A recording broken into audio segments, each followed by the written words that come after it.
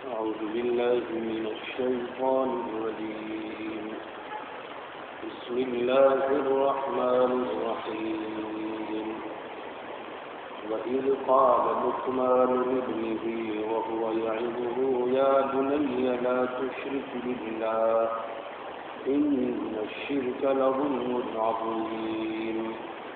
ووصينا الإنسان بوالديه حملته أمه وهنا على وهن وفصاله في عامين أن اشكر لي ولوالديك إلي المصير. صدق الله العظيم. رب اشرح لي صدري ويسر لي أمري. سبحانك لا علم لنا إلا ما علمتنا إنك أنت العليم الحكيم. سبحان ربك رب العزة عما يصفون وسلام على المرسلين والحمد لله رب العالمين. عزیزان گرامی، محترم بزرگوں، دوستوں، پس پردہ میری محترم ماں اور بہنوں،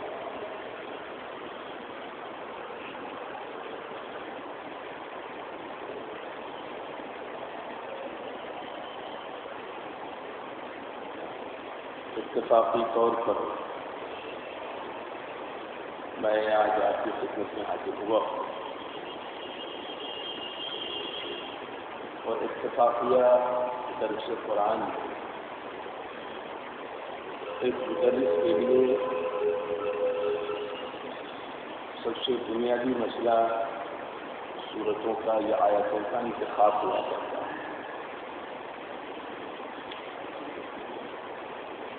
جو حضرات یا جو علماء کرام باضابطہ تسلسل سے کسی مسجد میں اس کو قرآن فرماتے ہیں، ان کی اپنی ایک ترتیب ہوتی ہے، اس ترتیب سے سلسلہ آگے تک چلتا رہتا ہے. لیکن جنہیں اتفاقیہ طور پر حاضر ہونا ہوتا ہے ان کے لیے درس کے انتخاب کا بڑا نازک ہوتا ہے. ایک بات تو اس میں یہ اہم ہوتی ہے کہ ایسا نہ ہو جن آیتوں کا میں نے انتخاب کیا ہے ان پر پہلے درس ہو چکا ہو، تکرار موضوع ہو جاتا ہے. دوسرا خطرہ مدرس کے لیے یہ بھی ہوتا ہے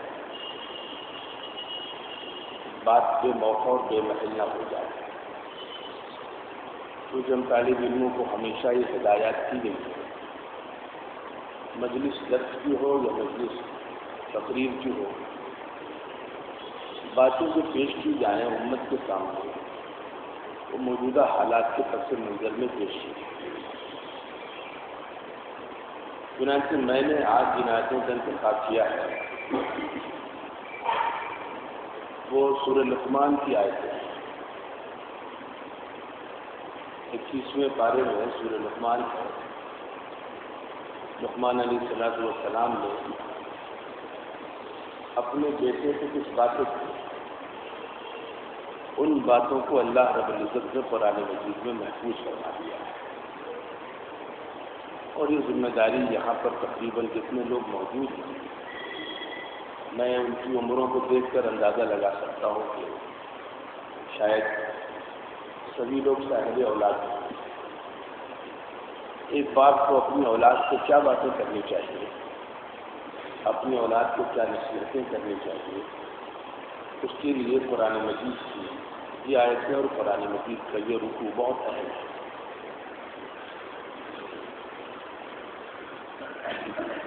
قبل اس کے میں بات آگے بڑھاؤں ایک سوال اپنی ماں اور بہنوں سے حضرات سے کر لوں. بہت سادے سے انداز میں آج سے تقریباً 50, 60, 70 سال پہلے کا جو زمانہ ہے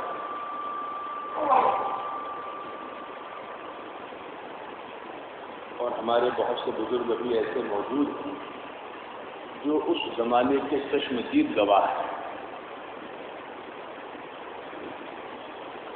ہم اپنے ذہنوں میں پہلے وہ زمانہ رکھتے 50 سال 60 سال پرانا دور اور آج کا دور، دونوں میں تھوڑا سا میں موازنہ کرانا چاہتا ہوں۔ جہاں تک میں سمجھتا ہوں 50 سال پہلے کا جو زمانہ تھا ہندوستان میں، اسے اگر جاہلی دور کہیں تو برا نہیں ہوگا۔ میرے والد محترم فرماتے ہیں، اللہ ان کو سلامت رکھے، کہ صرف سرکاری اسکولوں کا سہارا ہوا کرتا تھا، اور خود والد محترم فرماتے ہیں، آواز ساتھ نیچے، خود والد محترم فرماتے ہیں کہ انہیں تقریباً 8 کلومیٹر جانا پڑتا تھا پڑھنے کے لیے پیدل۔ شہروں میں کچھ ہی مشن کے اسکول تھے، لیکن ہندوستان کی بڑی آبادی دیہاتوں میں بستی ہے۔ اب دھیرے دھیرے مزاج بن رہا ہے شہروں میں منتقل ہونے کا، وہ الگ بات ہے۔ اس زمانے میں بھی بڑی آبادی دیہاتوں میں بستی تھی۔ آواز اچھی تو رہے ہیں۔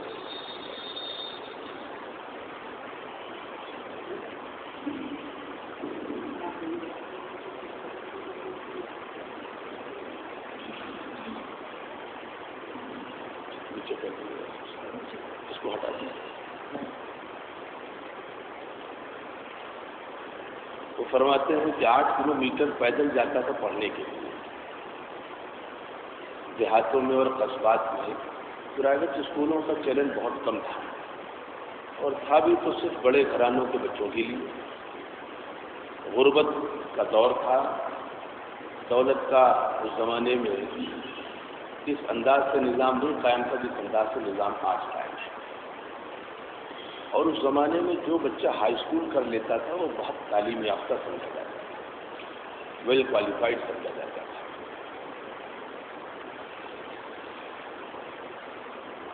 اس کے مقابلے میں اس زمانے میں ہائی اسکول کا مطلب ہے جاہل، اسے کچھ نہیں آتا۔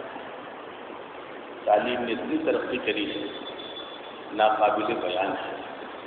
ہر میدان میں تعلیم کے اتنے شعبے قائم ہو گئے ہیں کہ جس کا پرانے زمانے میں بزرگوں نے نام بھی نہیں سنا تھا، اور اللہ کا شکر اب تو گاؤں گاؤں اسکول کھل گئے ہیں، کالجز کھل گئے ہیں، سرکاری طور پر بھی اور پرائیویٹ طور پر بھی۔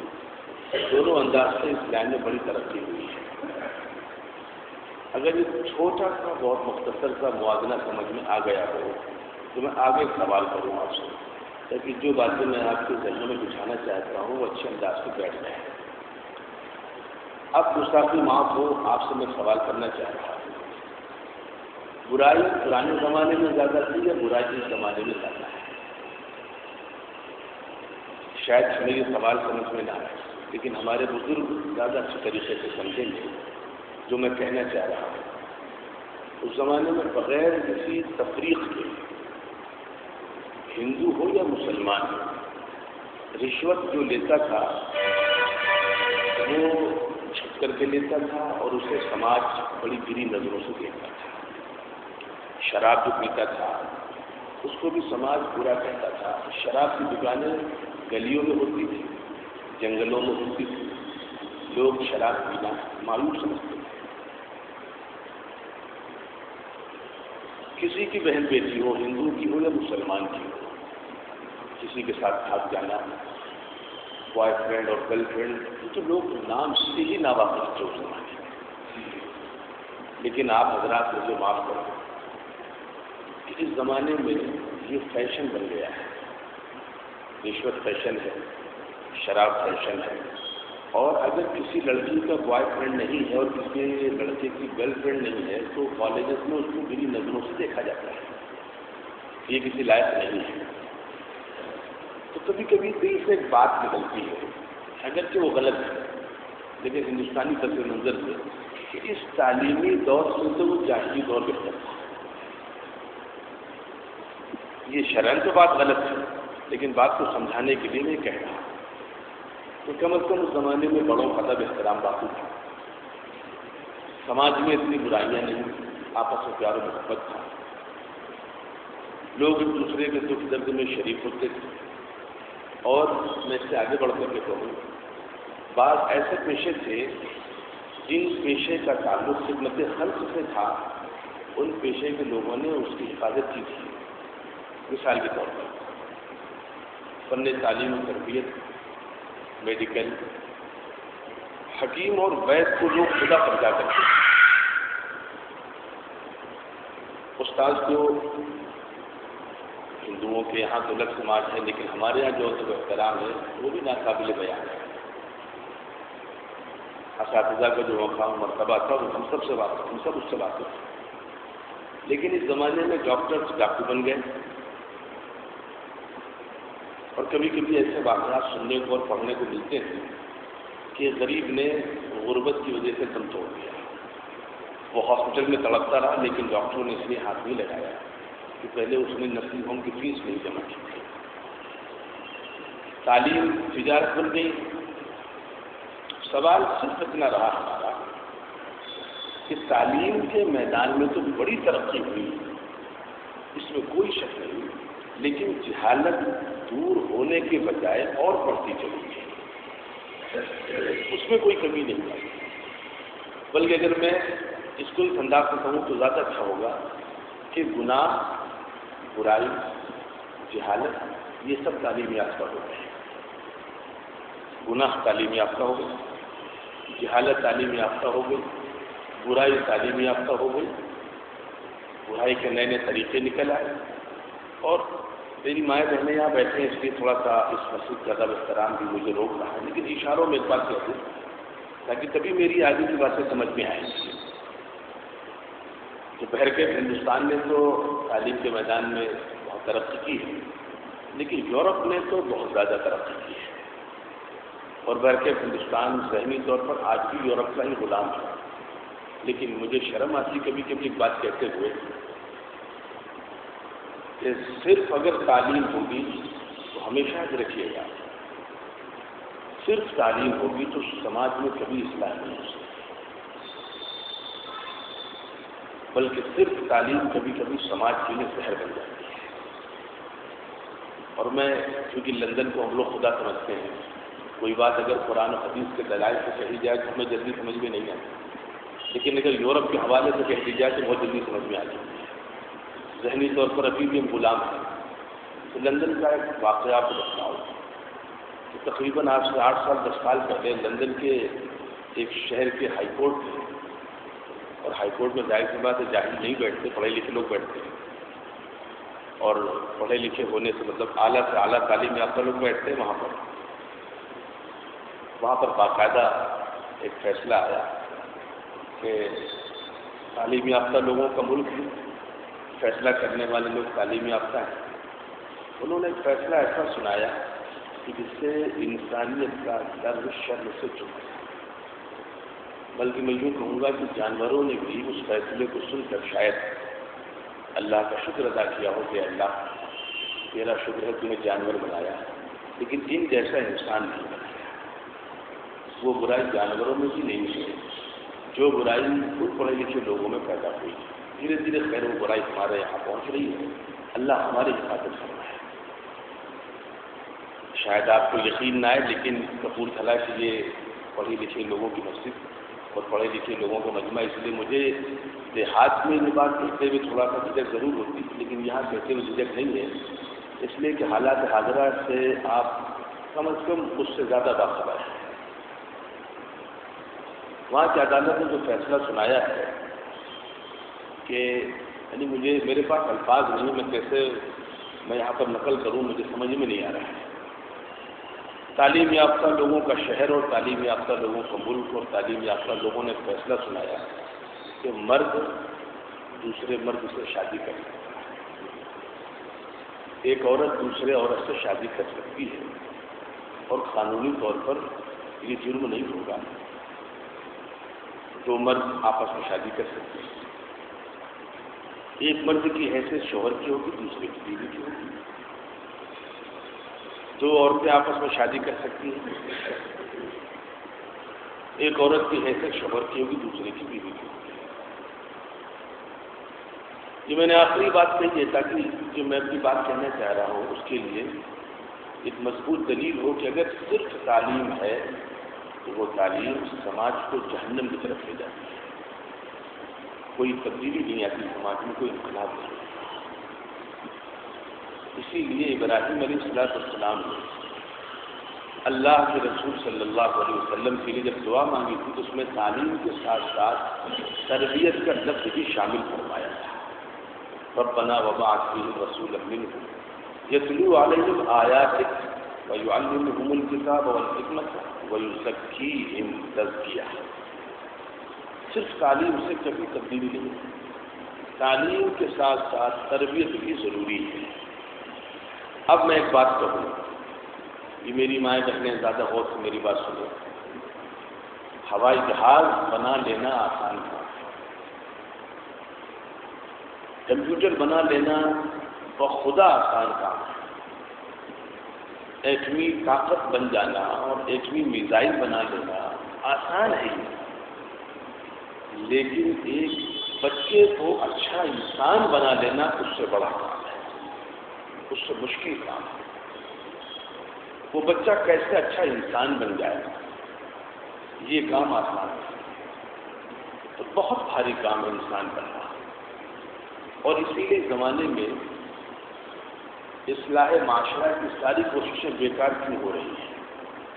اس کی بنیادی وجہ اصلاح معاشرہ کا عمل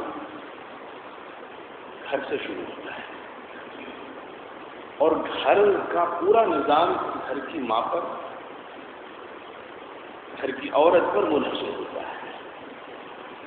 اگر ہر ماں اپنے بچوں کی اچھی تربیت کرنے لگے، ان کو اچھا انسان بنانے لگے، تو بہت جلد اصلاح معاشرہ ہو جائے۔ لیکن مجبوری یہ ہے کہ ہماری ماؤں بہنوں کی خود ہی تربیت نہیں ہے، وہ اپنی اولادوں کی تربیت کیا کریں؟ بہت تفصیلی موضوع ہے، اللہ کبھی توفیق دیں گے تو کھل کر اس پر بات کروں گا میں۔ اسی لیے انسان بننا کتنا مشکل کام ہے۔ ایک واقعہ سناتا ہوں، مصر کے ایک بڑے عالم اپنے ایک دعوتی سفر پر ہوائی جہاز سے کسی دوسرے ملک جا رہے تھے، ساتھ میں ایک انگریز سائنسداں بھی بیٹھا ہوا تھا، اور اس سائنسداں نے سائنسی ترقیات کا ایک رسالہ نکال کر کے انگریز عالم کی خدمت میں پیش کیا۔ مولانا آپ لوگ لکیر کے فقیر رہ گئے، ہم لوگوں کو دیکھیں، ہم لوگوں نے سائنسی ترقیات کے ذریعے دنیا میں کتنی مہارتیں حاصل کی ہیں۔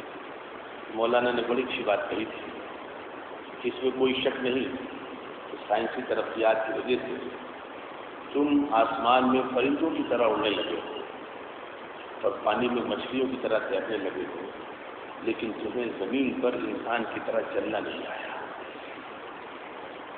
اسی لیے ساؤتھ افریقہ کا ایک بہت بڑا جنگل ہے، ابھی میں نینی تال گیا تھا، وہاں جم کاربیٹ جنگل کی بات چل رہی تھی، تو وہاں کے لوگوں نے بڑی چیخ سنائی کہ سفاری جنگل جو وہاں کا ہے وہ بہت بڑا جنگل ہے، وہاں پر لوگ آپ کو جنگل کی سیر کراتے ہیں،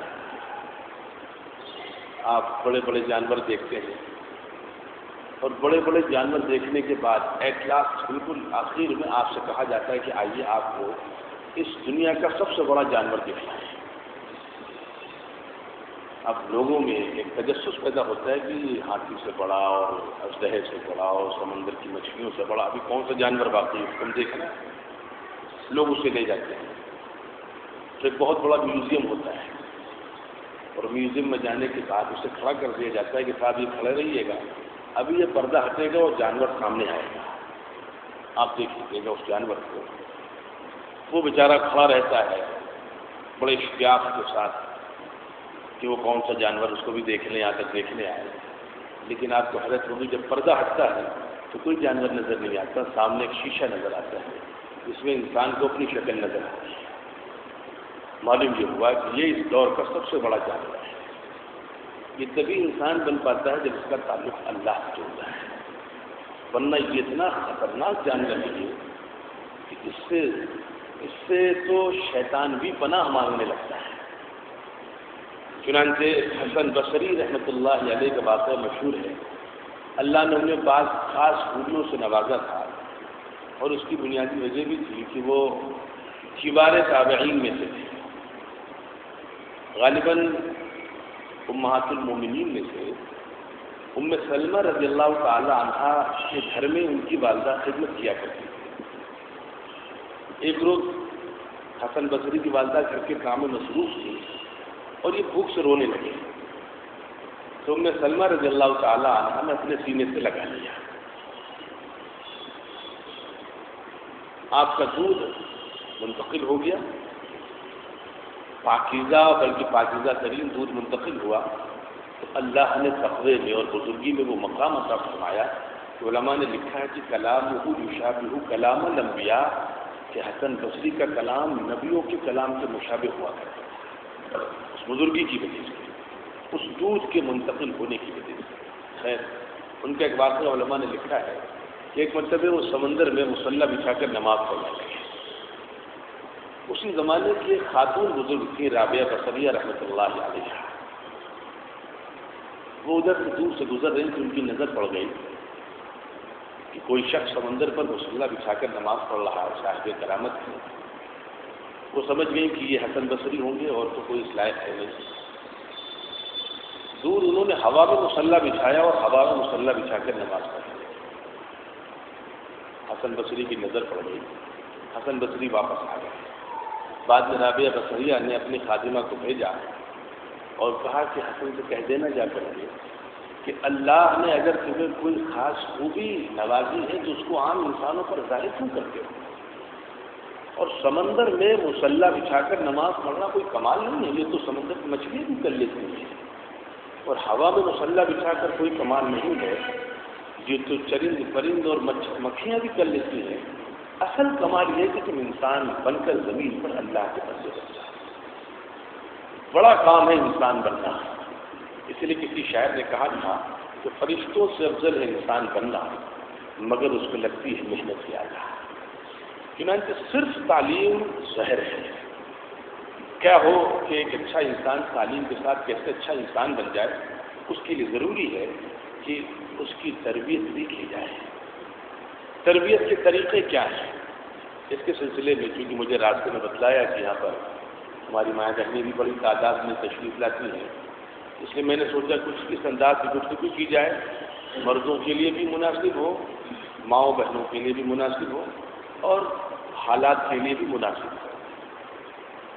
میں ایک عجیب و غریب بات بتاؤں آپ کو، شاید آپ کو یقین نہ آئے۔ ہر انسان یہ چاہتا ہے کہ میری اولادوں کا سلسلہ آگے تک جاری ہے۔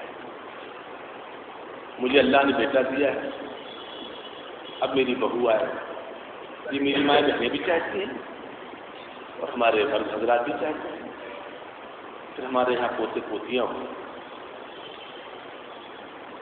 آپ اپنی آنے والی نسل کیسی چاہتے ہیں اس کا فیصلہ جب آپ کریں، اس وقت تھوڑا سا خیال یہ کر لیں جو اکثر عموماً ہم لوگ خیال نہیں کرتے۔ ہمیں کہتے ہیں میرا بیٹا نیک ہے، نہ، آپ کی آنے والی نسلوں کا انحصار آپ کے بیٹے پر بہت کم ہے، آپ کی آنے والی بہو پر زیادہ ہے۔ شاید یہ فلسفہ سمجھ میں جلدی نہ آئے۔ آپ کا بیٹا کیسا ہے، آپ کی آنے والی نسلیں اس کا اثر کم لیں گی، آپ کی آنے والی نسلیں آپ کی بہو کا اثر زیادہ لیں گی۔ بچے پر باپ کا اثر کم پڑتا ہے، ماں کا اثر زیادہ پڑتا ہے۔ یہ کہاں سے بات کہہ رہا ہوں اس کو بھی سمجھ لیجیے، بغیر دلیل میری عادت نہیں بات کہنے کی۔ اسماعیل علیہ السلام کو ابراہیم علیہ السلام نے مکے میں چھوڑ دیا، پورا واقعہ آپ کے سامنے۔ آپ کی والدہ حضرت حاجرہ علیہ السلام تھی اور آپ تھے۔ وہ زمزم کا کنواں وجود میں آیا اور پھر ایک یمن کے علاقے سے ایک قبیلہ آ کر کے آباد ہوا، اور جو پوری داستان ہے، اس قبیلے میں اسماعیل علیہ السلام کی شادی ہوئی۔ ابراہیم علیہ السلام کے دو بیٹے تھے، اسحاق اور اسماعیل، دو بیویاں بھی تھیں، ایک سارہ اور ایک حاجرہ۔ حضرت سارہ سے حضرت اسحاق تھے، حضرت حاجرہ سے حضرت اسماعیل تھے۔ ایک عرصے کے بعد باپ کو اپنے بیٹے کی یاد آئی، محبت نے جب جوش مارا تو آپ اپنے بیٹے سے ملنے کے لیے تشریف لے گئے. اس ویرانے میں تب زیادہ آبادی نہیں تھی، قبیلہ آباد تھا. اپنے بیٹے کے گھر پہنچے، بیٹا گھر پر نہیں تھا. بیٹا کیسا ہے جو پیغمبر ہے، اور باپ کیسا ہے جو پیغمبر ہے. اور اس بیٹے کی نسل میں امام الانبیاء کو تشریف لانا ہے. آپ تشریف لے گئے، بیٹے سے ملاقات نہیں ہو سکی. بہو سے ملاقات، خیر خیریت لی، بہت زیادہ باتیں نہیں کی، لیکن ہلکا سا انہیں محسوس ہوا کہ کچھ کسی گوشے میں، آج کے انداز سے نہیں، اشاروں میں کسی گوشے میں کچھ ناشکری کا یا کچھ شکایت کا انداز ظاہر ہو رہا ہے.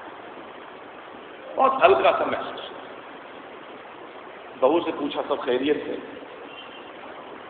بہو نے جو باتیں بتلائیں اس میں ابراہیم علیہ السلام کا اندر کچھ ہلکا سا لگ رہا ہے، اس میں شکایت کا پہلو ہے. چنانچہ آپ نے چلتے چلتے بہو سے فرمایا، یہ نہیں کہا کہ میں تمہارا کون ہوں، تمہارا خسر ہوں یا تمہارے شوہر کا باپ، کچھ نہیں تعارف کرایا. بس خیریت لینے گئے تھے، اپنے بچے کی خیریت لے دی اور ملاقات کا مطلب نہیں کہ واپس چلے آئے. ایک پیغام دے دیا، جب تمہارے شوہر آئے تو کہہ دینا کہ بزرگ آئے تھے، ایسے ایسے تھے، تھوڑی دیر بیٹھے تھے، خیریت لی تھی. چلتے چلتے ایک مشورہ دیتے ہیں کہ اپنی چوکھٹ تبدیل کر لینا، اپنی چوکھٹ بدل لینا.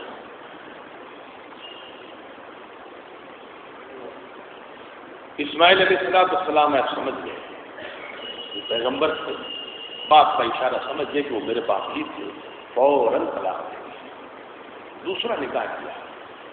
اللہ تبارک و تعالیٰ کو محمد رسول اللہ کو اس نسل میں بھیجنا ہے تو اس کا انتظام بہت پہلے سے ہو رہا ہے. چنانچہ عموماً غلطی ہو جاتی ہے کہ ہم یہ سمجھتے ہیں کہ ہمارا بیٹا جیسا ہوگا ہماری نسلیں ویسی ہوں گی. نہ، ہماری بہو جیسی ہوگی ہماری نسلیں ویسی ہوں گی. بہت پہلے سے مسئلہ ہے. ہمارے یہاں تو کیا ہے کہ اللہ معاف کرے، کیونکہ وقت بہت مختصر ہے اس لیے بہت تفصیل میں نہیں جاؤں گا، بہت مختصر انداز سے باتیں رکھوں گا تاکہ ویسے ایک مضمون کسی حد تک تو مکمل ہو جائے. ایسا نہ ہو کہ مضمون ناقص رہے اور یہ شکایت رہے کہ مضمون مکمل نہیں ہوا. تفصیل سے نہ صحیح، اختصار سے صحیح. ہمارے یہاں تو یہ ہوتا ہے کہ جب بچہ 10 سال اور 12 سال اور 15 سال کا ہوتا ہے تب فکر ہوتی ہے اس کی تربیت کی. لیکن میرے عزیزوں، میرے بزرگوں اور میری محترم ماں اور بہنوں، کاش یہ درس قرآن کی مجلسیں اللہ کرے ہر مسجد میں شروع ہو جائیں. بڑی برکت والی مجلسیں ہیں، بڑی خیر والی مجلسیں. جو نظام اگر مسلمان مضبوطی سے قائم کر لے، ایک جمعے کے خطبے کا نظام کہ ہر مسجد میں 10 منٹ 15 منٹ 20 منٹ 25 منٹ کوئی اچھا خطیب اچھے انداز سے گفتگو کرنے والا آ جائے اور ہر اتوار کو درس قرآن کی مجلسیں قائم ہونے لگیں. جو دینی معلومات کی کمی کی شکایت ہے اللہ نے چاہا تو انشاءاللہ بہت جلدی دور ہو جائے گی. تھوڑا سا میں ایک بات کہوں یہاں پر، میں نے جس رکوع کا انتخاب کیا تھا اسی مصلحت سے کیا تھا کہ یہ زمانہ تعلیم کا زمانہ ہے، نیا سیشن شروع ہونے والا ہے، اسکول کھلنے والے ہیں. ہم اپنے بچوں کو نیک بنانے کے لیے پیسہ خرچ کرتے ہیں، لیکن افسوس ہمیں یہ معلوم نہیں ہے کہ تربیت کے لیے صرف پیسہ نہیں خرچ کیا جاتا، تربیت کے لیے خود بھی قربانی دینی پڑتی ہے، خون پسینہ بہانا پڑتا ہے، پل پل نظر رکھنی پڑتی ہے، تب جا کر صحیح تربیت ہو پاتی ہے. چنانچہ پہلے تو یہ بات میں کہہ دوں کہ تربیت کا زمانہ پیدائش کے بعد سے ہم لوگ سمجھتے ہیں، اور میں کہتا ہوں کہ پیدائش سے پہلے سے ہی تربیت کا زمانہ شروع ہوتا ہے. آپ کو بھی حیرت ہوگی مولانا کون سی بات کہہ رہے ہیں، لیکن اللہ کا شکر ہے کہ میں کوشش کرتا ہوں دلیل سے باتیں کروں. یہ نظرات کی شادیاں ہوئی ہوں گی، انہوں نے بیٹھ کے پڑھا ہوگا شادی کے وقت کی دعا، اور پھر اس کے بعد کی دعائیں، ملاقات کی دعائیں. میں اشاروں میں کہہ رہا ہوں، بچے بھی اس لیے آپ سمجھتے چلیں. وہ دعائیں کیوں بتلائیں گے؟ اور اس میں ایک خاص وجہ اللہم جنبنا وجنب الشیطان. کاش تو باتیں یاد ہو جائیں مجھے. شیطان سب سے زیادہ ہم نے اسی وقت کرتا ہے جس وقت ماں کے پیٹ سے بچہ آ رہا ہوتا ہے، اور پھر شیطان اس وقت سے زیادہ حملے موت کے وقت ہوتے ہیں۔ شیطان کے حملے دو وقت ہوتے ہیں، ایک دنیا میں آنے کے وقت، ایک دنیا سے جانے کے وقت۔ اور اسی لیے شریعت کا ایک حکم کبھی کبھی ہماری سمجھ میں نہیں آتا تھا، لیکن ہمارے بعض اساتذہ نے سمجھا دیا۔ ابھی بچہ دنیا میں آیا ہے، ابھی ٹھیک سے وہ بولنا اور چالنا کیا ہو تو ہل بھی نہیں پا رہا، ماں کروٹ دے تو کروٹ لے لے۔ لیکن سب سے پہلا جو حکم ہے اس وقت شریعت کا، وہ حکم یہ ہے کہ اس کے دائیں کان میں اذان کو اور بائیں کان میں تکبیر۔ میرے ذہن میں سوال پیدا ہوتا ہے کہ اللہ کے بدلے اس وقت اذان اور تکبیر سے کیا فائدہ، آپ بتائیے؟ وہ نہ صحیح معلوم سن رہا ہوگا، سمجھنے کا تو مسئلہ ہی بہت دور کا ہے، ہم آج تک نہیں سمجھے، اس بڑھاپے میں پہنچ گئے تو بچہ کیا سمجھے گا؟ ہمارے ذہن میں یہ بات آتی ہے کہ جب بچہ کم سے کم بولنے لگے، کچھ سیکھنے لگے، تب اس کے کان میں اذان کہی جاتی اور دوسرے تب تکبیر کہی جاتی، تو یہ حکم کچھ معقول سمجھ میں آتا ہے۔ لیکن نہیں، اسی وقت یعنی یہاں تک اس میں تاکید کے احکامات ہیں کہ جتنی جلدی، اس میں اجلت ہے، جتنی جلدی ہو سکے اس کا عقیقہ اور اس کے بالوں کی صفائی اور اس کو یہ کہ نئے کپڑوں کا پہنانا، اگر اس میں تاخیر ہے تو جتنی جلدی ہو سکے دائیں کان میں اذان اور بائیں کان میں تکبیر کہہ دو۔ میرے بزرگوں، یہ حکم کسی مولوی کا ہوتا تو ہمیں اشکال کا پورا حق تھا، لیکن کیا کریں، یہ حکم تو اللہ کے رسول کا ہے، اشکال بھی نہیں کر سکتے، سمجھ میں آئے یا نہ آئے کرنا ہے، لیکن اللہ کے رسول کا حکم بے وجہ نہیں ہوتا۔ ہمیں آپ کو لگ رہا ہے کہ وہ بچہ ابھی تو سمجھتا نہیں ہے، لاشعور ہے، بے شعور ہے، نہیں، اس کا شعور اور اس کی روح بیدار ہو چکی ہے۔ ہمیں نہیں سمجھ میں آ رہا ہے، ہمیں کیا کیا سمجھ میں آتا ہے، ہمیں تو آج تک یہ بھی نہیں سمجھ آیا کہ ہوائی جہاز اڑتا کیسے، ہم کیا کیا سمجھیں گے؟ اچھا، اس کی روح اور اس کا شعور بیدار کیسے، اس کی دلیل دے رہا ہے آپ، بہت ادب احترام کے ساتھ۔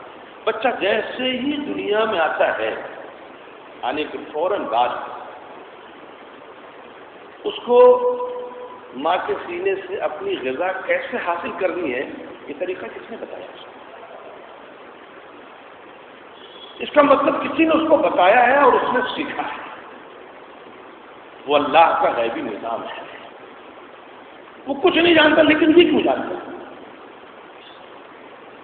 اسے پخانا کب آیا نہیں پتا، اس کا پیشاب کب ہوا نہیں معلوم، اسے کروٹ لینا نہیں معلوم، اسے بولنا نہیں معلوم، اسے کچھ نہیں معلوم ہے، لیکن یہ کیوں معلوم ہے؟ یا اللہ، یہ بھی نہیں معلوم ہونا چاہیے۔ ایک سوال کیوں پیدا ہوتا ہے؟ جب اسے کچھ نہیں معلوم تھا تو یہ بھی نہیں معلوم ہونا چاہیے تھا۔ یہ معلوم ہے، اس کا مطلب کسی نے بتایا ہے اس کو، کسی نے سمجھایا ہے، کسی نے تربیت کی ہے۔ چنانچہ معلوم کیا ہوا، ہمیں سمجھ میں آئے یا نہ آئے، لیکن اس کی روح بھر کر بیدار ہے، اس کا شعور بیدار ہے۔ اسے تربیت کا زمانہ اسی وقت شروع ہے۔ ہمیں تو بہت بعد میں محسوس ہوتا ہے۔ چنانچہ مولانا ابوالکلام آزاد رحمۃ اللہ علیہ نے اپنی آپ بیتی میں لکھا ہے کہ والد محترم کی اتنی سخت پابندیاں تھیں، 17-18 سال کی عمر تک کہیں جانے کی اجازت نہیں، جہاں جاتے اپنے ساتھ لے جاتے، کھیلنا ہے گھر میں بہنوں کے ساتھ، بھائیوں کے ساتھ گھر کے اندر کھیلو، باہر سڑک کے بچوں کے ساتھ کھیلنے کی اجازت نہیں۔ اور جب 17-18 سال کے ہو گئے تو کم عمر میں اسی وقت شادی کر دی، اب جا کر کے انہیں آزاد کیا۔ اور اللہ ہمیں معاف کرے، میں دیہاتوں میں کبھی کبھی بات کہتا ہوں کہ زمانے میں ہم اتنے غیر ذمہ دار ہو گئے ہیں، دیہاتوں کے انداز سے بات کر رہا ہوں، یہاں کے لیے نہیں، کہ اگر دیہات میں کسی کی بکری غائب ہو جائے، کسی کی مرغی غائب ہو جائے، کسی کی بھینس غائب ہو جائے، اتنا پریشان ہوتا ہے بیچارہ کو، ادھر بھاگا جا رہا ہے، ادھر بھاگا جا رہا ہے، لیکن اس کی اولاد صبح سے شام تک کہاں غائب رہی، اس کو اس کی بالکل فکر نہیں ہے، کن دوستوں کے ساتھ بیٹھ رہی ہے، کس ماحول میں ان کا بچہ جا رہا ہے، کس اسکول میں ان کا بچہ پڑھ رہا ہے، اس کی بالکل فکر ان کو نہیں ہے۔ چنانچہ تربیت کے بغیر میرے عزیزوں، میری ماؤں، میرے بزرگوں، یاد رکھو، صرف تعلیم اگر ہے اور تربیت نہیں ہے تو سماج میں برائیاں پنپیں گی، سماج جہنم کی طرف جائے گا۔ تربیت ہوگی تو سماج کی اصلاح ہوگی اور یہ سماج جنت کی طرف جائے گا۔ بغیر تربیت کے سماج کی اصلاح نہیں ہو سکتی، اور تربیت کا کام گھر سے شروع ہوتا ہے، ماں سے شروع ہوتا ہے، شادی سے پہلے سے شروع ہوتا ہے، بیٹے کے مقابلے میں بہو سے زیادہ شروع ہوتا ہے۔ اس کے آگے ایک بات کہہ دوں، جس بات کا ہمیں تھوڑا سا سخت اشاروں میں تفصیل میں نہیں جاتی، لیکن مجھے جانا بھی ہے اور 10 بجے درس مکمل بھی کرنا ہے۔ ایک بات اور کہتے ہیں، گستاخی کی معافی چاہتے ہیں۔ تربیت کے معاملے میں ایک جو وہاں بنیادی دخل ہے ایک اور مسئلے کا، وہ ہے، کان کھول کر سنیے گا، رزق حلال کا۔ اور رزق حلال کیسا؟ جس کو شریعت نے حلال کیا، وہ نہیں جس کو ہم نے حلال کر لیا، ورنہ ہم نے تو بینک کے انٹرسٹ کو بھی حلال کر رکھا ہے، رشوت کو بھی ہم نے حلال کر رکھا ہے۔ ہمارے یہاں تو بینک کا انٹرسٹ بھی حلال ہے، رشوت بھی حلال ہے۔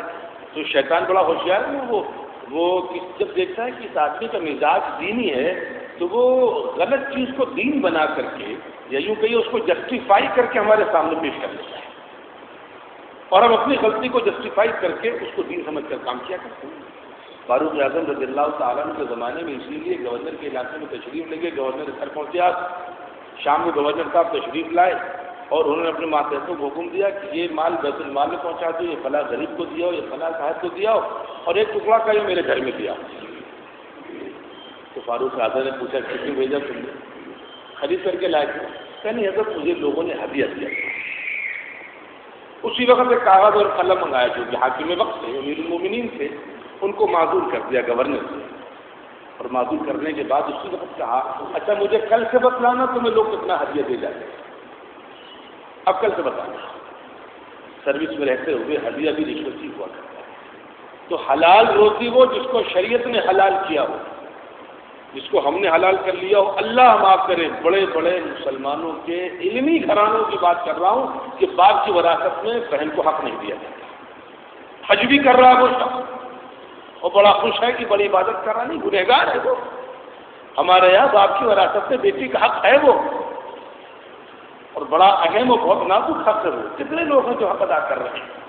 وہاں مال حرام شامل ہے، بینک کا انٹرسٹ شامل ہے، ملازمت کی رشوتیں شامل ہیں، اور دوسرے طریقے کے بہر کے۔ لیکن ایک بات سمجھیے، یہاں پر فاروق اعظم رضی اللہ تعالیٰ عنہ کے زمانے کا یہ واقعہ سنایا، آپ کا ایک قول سنا رہا ہوں۔ آپ نے فرمایا اگر اتفاقاً حلال اور حرام دونوں ملا دیے جائیں، بات سمجھ میں آئی؟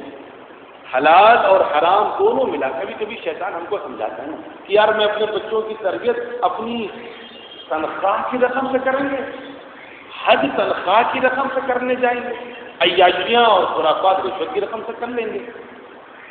کبھی کبھی شیطان اس انداز سے ہم کو تسلی دیتا ہے کہ ہمارے پاس تو چلو کوئی بات نہیں، 90 روپے تو حلال کے ہیں، 10 روپے حرام کے ہیں، 90 تو حلال کے ہیں ہمارے پاس۔ اس پر فاروق اعظم کا قول یاد آتا ہے، آپ نے فرمایا کہ اگر حلال اور حرام دونوں ملا دیے جائیں آپس میں، آپ کو جملہ سنیے کہ حلال کتنا زیادہ ہی کیوں نہ ہو اور حرام کتنا کم ہی کیوں نہ ہو، لیکن غالب حرام ہی رہتا ہے۔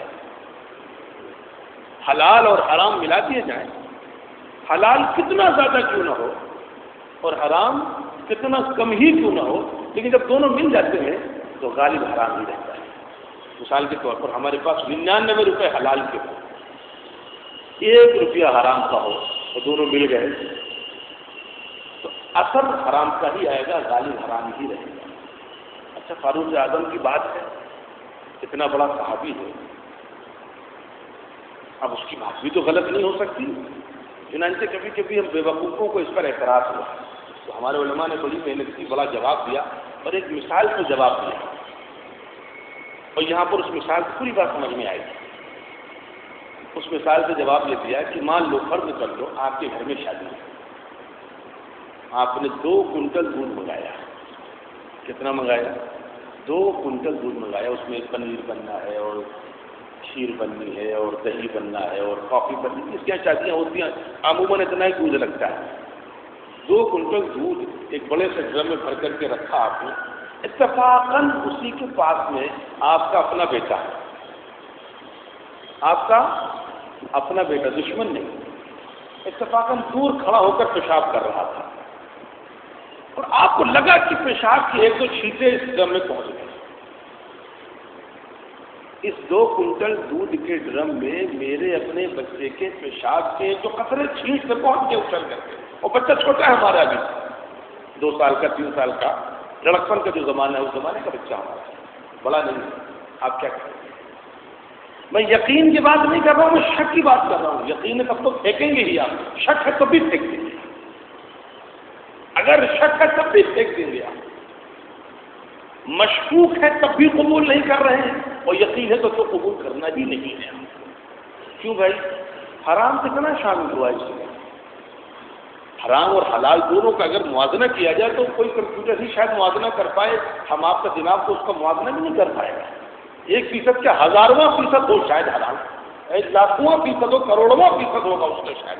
اس 2 کنٹل دودھ کے کروڑ حصے کیے جائیں تب جا کر کے شاید یہ محسوس ہو کہ ہاں صاحب 10 کروڑ دودھ تھا 10 کروڑ حصے کا، اور 1 حصہ حرام کا تھا، لیکن پھر بھی غالب حرام نہیں رہا. چنانچہ اگر آپ چاہتے ہیں کہ آپ کی آنے والی نسلیں نیک رہیں، اولادیں نیک رہیں، مرنے کے وقت آپ کو اطمینان رہے، ایمان پر باقی رہے. سب سے بڑا نازک مسئلہ اس زمانے میں ایمان پر باقی رہنا ہے. حالات اتنے نازک ہیں اس زمانے میں، ہم نے جو آنکھ بند کر کے اللہ ہمیں معاف کرے کالجز میں اپنے بچوں کو بھیج دیا ہے.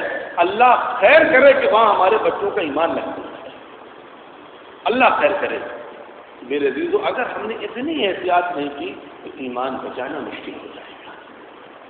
بچہ ہمارا ڈاکٹر ضرور بن جائے گا، بچہ ہمارا انجینئر ضرور بن جائے گا، لیکن میرے عزیزو میرے بزرگوں وہ اچھا مسلمان بھی بنے گا، اس کی گارنٹی میں نہیں لیتا. اس کی گارنٹی تبھی ہوگی جب اتنی احتیاط کرنی پڑے گی کہ بہو کا انتخاب آپ اچھے انداز سے کریں. اور اسی لیے بہو کے انتخاب کے وقت حدیث میں آیا ہے کہ تنکح المرأۃ لأربع. ایک عورت کی شادی 4 وجوہات سے ہوتی ہے.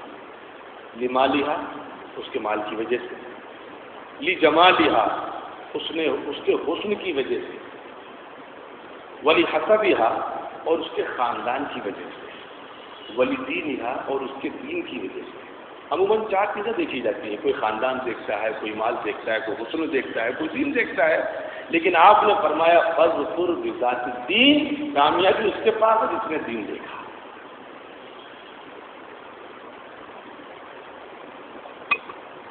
بہو کا انتخاب یہاں سے ہو، اور عموماً بہو کے انتخاب میں دین آج کل دیکھا ہی نہیں کرتا. دوسرا، مال حلال ہو. اگر اس طریقے سے ہم چلیں گے تب تو ہم امید کریں کہ ہاں ہماری آنے والی نسلیں وہ انشاءاللہ دین پر باقی رہیں گی. اور میرے پاس 5 منٹ کا وقت، آخری بات کہہ دوں. مجھے جلدی. اور دوسری بات میں کہوں، اس پر بہت کوتاہی ہے. میں سوال کروں آپ سے. لکھنؤ شہر میں الہدیٰ اسکول ہے، ٹھیک ہے؟ میرے سوالوں کو سمجھیے گا تو بات سمجھ. الہدیٰ اسکول آپ واقع پہنچتے. ایسے بہت سے مسلمانوں کے اسکول ہیں لکھنؤ شہر میں، لیکن جو لوگ ان مسلمانوں کے اسکولوں کے اندر کے ماحول سے واقف ہیں، میں ان سے ایک سوال کر رہا ہوں، کیا الہدیٰ میں کوئی غیر مسلم بچہ پڑھتا ہے؟ الہدیٰ میں کسی غیر مسلم کے لڑکا پڑھتا ہے؟ ہما شما 2-4 آدمی.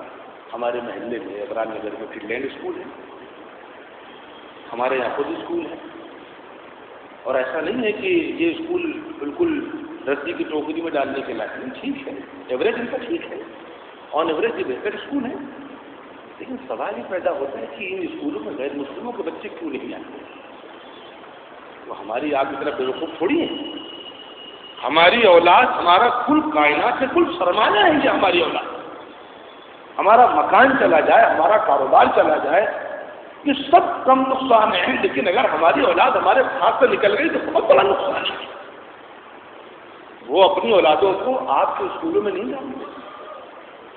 اور ہمیں اللہ معاف فرمائے، بغیر سوچے سمجھے، نہ ماحول دیکھا، نہ نصاب تعلیم دیکھا، نہ ایجوکیشن سسٹم دیکھا. یعنی لکھنؤ شہر کے بعد ایسے اسکول ہیں جہاں پر باقاعدہ ہون ہوتا ہے، اور جہاں ان کے ماتھے پر ٹیکے لگائے جاتے ہیں، اور وہاں مسلمان جاتے ہیں، گزارشیں کرتے ہیں، ڈونیشنس دیتے ہیں، خوشامدیں کرتے ہیں، اپنے بچوں کے داخلے کراتے ہیں. اور جب بچے پڑھ لکھ کر کے بڑے ہو جاتے ہیں اور کسی غیر مسلم لڑکی یا لڑکے شادی کر لیتے ہیں، تب ہم مولوی صاحب کے پاس آتے ہیں کہ تعویذ بنا کر دیں. اتنا آسان کام ہے تربیت کا. ہمارے بچے ایمان پر باقی رہیں گے، ہم نے اس کو مذاق سمجھا ہے. یعقوب علیہ السلام جن کے سلسلے میں کہا گیا شریف ابن شریف ابن شریف ابن شریف، ابراہیم علیہ السلام پیغمبر، ان کے بیٹے اسحاق پیغمبر، ان کے بیٹے یعقوب پیغمبر، ان کے بیٹے یوسف پیغمبر، پیغمبروں کا گھرانہ ہے. لیکن اس میں بھی یعقوب علیہ السلام کی موت کا جب وقت آیا، کاش وہ تمرا یہاں کہیں لگا ہوتا تو وہ اس میں آیت قرآن مجید محفوظ ہے، اپنی اولادوں کو جمع کیا. پیغمبر اپنی اولادوں کو جمع فرما رہے ہیں، اور جمع فرمانے کے بعد ایک بات پوچھیں، ہم کنتم شہداء اذ حضر یعقوب الموت اذ قال لبنیہ ما تعبدون من بعدی. کچھ نہیں پوچھ رہے کیا کرو گے میرے بعد، فلاں دکان کون لے گا اور فلاں مکان کون لے گا، اور یہ باغ کس کی ہوگی، کھیت کھلیان کس کا. نا پوچھ رہے ہیں ما تعبدون من بعدی، میرے بعد کس کی عبادت کی. پیغمبر مطمئن نہیں ہے اپنی اولاد کے ایمان کی، ہم مطمئن بیٹھے ہوئے. پیغمبر کو اطمینان نہیں ہے، ایمان کوئی تماشا ہو. یہ ملتا اللہ کی رحمت سے اور باقی بھی اللہ کی رحمت سے ہوتا ہے. ہمارے رات بس نہیں ہے، ہماری عقلیں، ہمارا دل، ہمارا قلب، ہماری فکر، ہماری نظریں، ہر چیز پر اللہ کی حکومت ہے. اللہ کی رحمتیں ہوں گی تو ایمان باقی رہے گا، کوئی مذاق نہ رکھا نہیں. اسی لیے اس زمانے کے مجھے بات یاد آئی، مولانا علی میں رحمۃ اللہ علیہ کا وہ دور تھا، اللہ ان قبر کو نور سے ملے، ان کے درجات بلند فرمائے. جب یو پی گورنمنٹ نے وہ ایک زہریلا قانون پاس کیا تھا یہاں کی اسمبلی میں کہ ہر اسکول میں وندے ماترم کہا جائے گا، تو مولانا علی میں رحمۃ اللہ علیہ اس کا مخالفت کی تھی. اس زمانے میڈیا اتنی ہائی ٹیک نہیں ہوئی تھی. بہرکیف میڈیا کے لوگ آئے اور سوال و جواب کیا کہ مولانا باپ کیا کریں گے. تو مولانا جو بہت کم بولتے تھے، جو لوگ ان سے واقف ہیں، مولانا کی شخصیت تھے، خیر شخصیت سے واقف ہیں. مجھے یہ سعادت ہے کہ میں نے مولانا کی جوتیاں سیکھی کی ہیں، میں مولانا کا شاگرد رہا ہوں، مولانا کی خدمتیں کی ہیں، اللہ کا شکر ہے. مولانا نے جذباتی انداز میں فرمایا تھا کہ میں اپنی قوم سے اپیل کروں گا کہ ایسے اسکولوں سے اپنے بچوں کو نکالیں.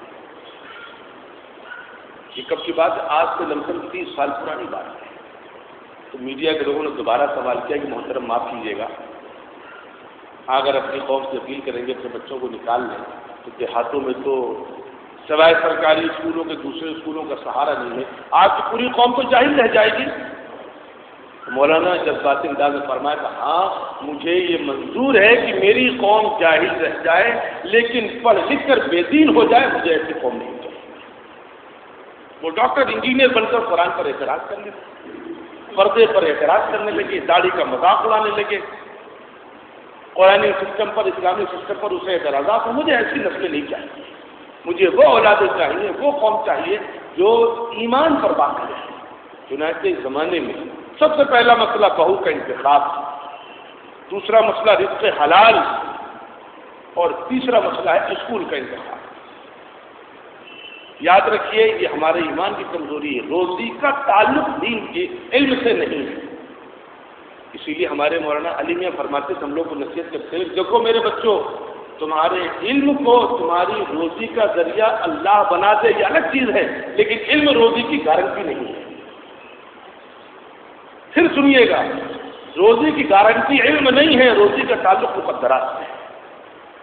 اسی لیے میں نے دیکھا، خود میرے یہاں بھی ہوا، ایک شخص مینیجنگ ڈائریکٹر ہے، چیئرمین ہے، فاؤنڈر ہے کسی بہت بڑی کمپنی یا بہت بڑے انسٹیٹیوٹ کا، لیکن کم تعلیم یافتہ ہے، اور جو لوگ اس کے یہاں سروس کر رہے ہیں اس سے زیادہ تعلیم یافتہ. مالک کم تعلیم یافتہ، ملازم زیادہ تعلیم یافتہ. تو دولت کی لالچ میں میرے عزیزوں، میری ماں بہنوں، اپنے بچوں کو برباد کر دو. اسکول کا انتخاب بہت ضروری ہے کہ آپ کا بچہ کس اسکول میں پڑھ رہا ہے. ورنہ اگر غیر مسلم اسکولوں میں پڑھا اور مشن کے اسکولوں میں پڑھا تو اللہ خیر کرے. اسی لیے میں آخری بات کرتے ہوئے 2 منٹ اور لے رہا ہوں آپ کا. میں اتفاقاً ایک پروگرام میں جھارکھنڈ گیا تھا، رانچی. مشن کے اسکول کتنے زہریلے ہوتے وہ بتا دوں میں آپ کو. وہاں پر ہمارے ساتھ ایک مولانا اور تھے جو مدراس پروگرام میں تشریف لے گئے تھے کسی سے.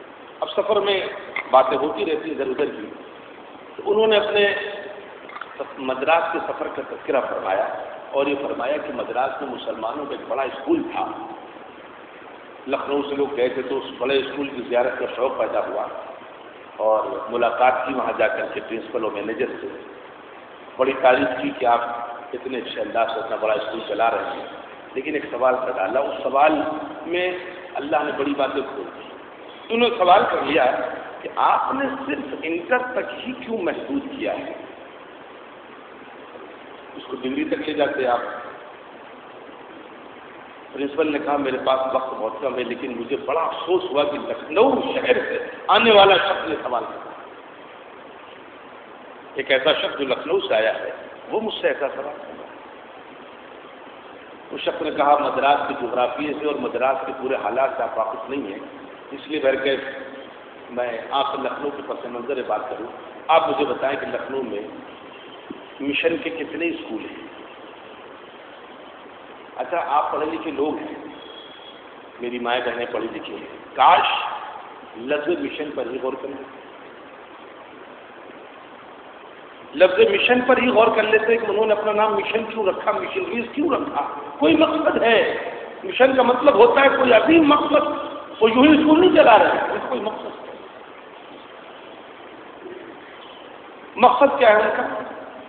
ان کا پہلا مقصد یہ کہ ہمارے یہاں پڑھنے والا بچہ ہمارے مذہب میں داخل ہو جائے، اور دوسرا مقصد یہ کہ اگر ہمارے مذہب میں داخل نہیں ہو پا رہا ہے تو ہمارے کلچر کو ضرور قبول کر لیں۔ آپ اللہ کا شکر ادا کریں، ہم اللہ کا شکر ادا کریں کہ اللہ نے بڑھ کے ہماری حفاظت فرمائی، ورنہ میں آپ کو بتاؤں مجھے جانے کا اتفاق ہوا ہے اڑیسہ وغیرہ میں، اڑیسہ کے جنگلوں میں نے دیکھا جا کر کے کہ وہاں پر ایک بڑی آبادی عیسائی اسکولوں میں پڑھنے کے بعد عیسائی مذہب میں داخل ہوئی۔ خیر اللہ کبھی توفیق دیں گے تو انہوں نے اسلامی سسٹم کو کیسے اڈاپٹ کیا اس پر بات کروں گا، مجھے خالی کی بات مکمل کرنی ہے، میں تربیت اولاد کا تھا۔ انہوں نے کہا بھائی مشن کے کتنے اسکول ہیں؟ کبھی سینکڑوں اسکول لکھنؤ میں۔ اچھا لکھنؤ میں ڈگری کالجز کتنے ہیں، میڈیکل کالجز کتنے ہیں، انجینئرنگ کالجز کتنے ہیں؟ لکھنؤ میں تو بہت کھل گئے ہیں جب سے پرائیویٹ سیکٹر میں آ گئے ہیں۔ اچھا آپ میرے سوال کا جواب دیجیے گا، تو وہ جو medical colleges, dental colleges, technical institute, engineering colleges آپ کے لکھنؤ میں کھلے ہیں، وہ مشن والوں کے کتنے ہیں؟ جہاں تک مجھے معلوم ہے ناٹ اے سنگل، ایک بھی نہیں۔ آپ کے شہر لکھنؤ میں کانپور روڈ، فیض آباد روڈ، کرسی road, Sitapur road, Sultanpur road, Hardoi road, کوئی روڈ ایسا نہیں جس پر 2-4 medical college, dental colleges, engineering colleges نہ کھل رہے ہو اس زمانے میں، لیکن جہاں تک میں نے معلومات کی ہے ایک بھی اس میں مشن کا نہیں۔ پوچھا اس نے کیوں نہیں کھولا وہ لوگ؟ مجھے تو جہاں تک معلوم ان کے ڈگری کالج بھی نہیں ہے۔ مجھے بھائی کیوں نہیں کھولا؟ ان کے پاس جگہ کی کمی ہے، انفراسٹرکچر ان کے پاس کم ہے، افراد نہیں ہے، ان کے پاس تو انٹر کالجز اتنے بڑے بڑے ہیں، تو اس سے چھوٹے چھوٹے کالجز کے کیمپس میں میڈیکل کالج چل رہے ہیں۔ اب اس نے جواب دیا کاش آپ کو معلوم ہو جاتا کہ وہ مشن والے اپنا کام کر رہے ہیں، اور ہمیں یہ بات سمجھ میں نہیں آئی کہ بچہ پیدا ہوا تو دائیں کان میں اذان کیوں کہو، بائیں کان میں تکبیر کیوں کہو، ان کی سمجھ میں آ گئی۔ اسی لیے اگر آپ کو مشن کے اسکولوں میں ایڈمیشن کرانا ہے تو پیدائش سے پہلے، ورنہ پیدائش کے فوراً بعد رجسٹریشن کرا لیں تو 3 سال بعد ایڈمیشن کا نمبر ملے گا۔ ایڈمیشن کرانا ہے آپ کو ان کے یہاں تو کب کرائیں؟ آپ 3 سال پہلے رجسٹریشن کرا لیں، بچہ پیدا ہوا فوراً رجسٹریشن کراؤ جا کر۔ کیوں؟ وہ یہ چاہتے ہیں کہ بچہ بولنا بھی سیکھے تو ہمارے ماحول میں سیکھے، یہ اٹھنا بیٹھنا بھی سیکھے تو ہمارے ماحول میں سیکھے۔ اس کی ساری فکریں، اس کا سارا مزاج، اس کی ساری ذہنیت، اس کی سوچ سب ہمارے ماحول میں شروع ہو۔ اسی وقت بچے کو اپنے پاس لے لیا انہوں نے۔ اس کے بعد بھی آپ امید لگائے بیٹھے ہیں کہ آپ کے بیٹے شیخ عبد القادر جیلانی اور معین الدین چشتی بنیں گے۔ جی میری ماؤں بہنوں، گستاخی معاف کو، اگر آپ چاہتی ہیں کہ آپ کی اولادوں کا ایمان محفوظ رہے، آپ کی نسلوں کا ایمان محفوظ رہے، ابھی تو بہت سی باتیں اس میں کہنے کی ہیں، لیکن 3 باتیں جو میں نے بطور خاص آج کہی ہیں ان پر خاص نظر رکھنی پڑے گی۔ اگر ان پر خاص نظر نہیں رکھی تو اللہ حفاظت فرمائے۔ پہلی چیز، بہو کے انتخاب پر نظر رکھنی ہے۔ پہلی چیز بہو دیندار ہوگی تو انشاءاللہ آپ کی نسلیں دیندار ہوں گی. دوسری چیز رزق حلال. اور تیسری چیز کس مدرسے یا اسکول میں آپ کو اس کو ڈالا ہے اس پر آپ کو نظر رکھنی ہوگی کہ وہاں کا سلیبس، وہاں کا ماحول، وہاں کا ایجوکیشن سسٹم کیسا ہے. اگر ان تین چیزوں پر آپ کی نظر رہی تو انشاءاللہ باقی اور بھی بہت سی چیزیں ہیں تو اللہ توفیق دیں گے تو تفصیل سے آگے کبھی رکھوں گا. ورنہ اگر اس پر آپ نے ذرا سی بے احتیاطی کری تو آپ کا بچہ ڈاکٹر ضرور بن جائے گا، انجینئر ضرور بن جائے گا، پیسے والا بہت ہو جائے گا، لیکن اللہ نہ کرے کہ آپ کو خون کے آنسو رونا پڑے. ابھی اندرا نگر جہاں کا گھر کے میرا زیادہ تعلق ہے، میں کسی کا نام اس لیے نہیں لیتا، یہ چیزیں امانتیں ہوتی ہیں. لڑکوں نے شادیاں غیر مسلم لڑکیوں سے کر لیں. اب باپ پریشان ہے کہ میں تو انشاءاللہ جنت میں جاؤں گا لیکن میرا یہ پوتا کہاں جائے گا یا اللہ، یہ پوتا کہاں جائے گا؟ یہ تو ماں کے ساتھ رہتا ہے اور ماں غیر مسلم ہے، بچہ ماں سے زیادہ اٹیچ ہے، یہ پوتا کہاں جائے گا؟ پریشان ہے بیچارہ، رو رہا ہے، دعائیں کرا رہا ہے دادا. لیکن کاش اس وقت دادا نے اسلامی نظام پر عمل کر لیا ہوتا تو آج سے رونے کا موقع نہیں. اور چوتھی چیز، ان تمام چیزوں کے بعد بھی ہمیشہ آپ کو اپنی اولاد کے لیے اللہ سے دعائیں مانگنی پڑیں گی، ہمیشہ دعائیں مانگنی پڑیں گی. یہ اصول تو ہے لیکن دعاؤں کا خاص اہتمام. ربنا هب لنا من ازواجنا وذرياتنا قرة اعين رب هب لي من لدنك ذرية طيبة رب هب لي من الصالحين. یہ دعائیں آپ کو ہمیشہ مانگنی پڑیں گی تب جا کر آپ مطمئن رہیں.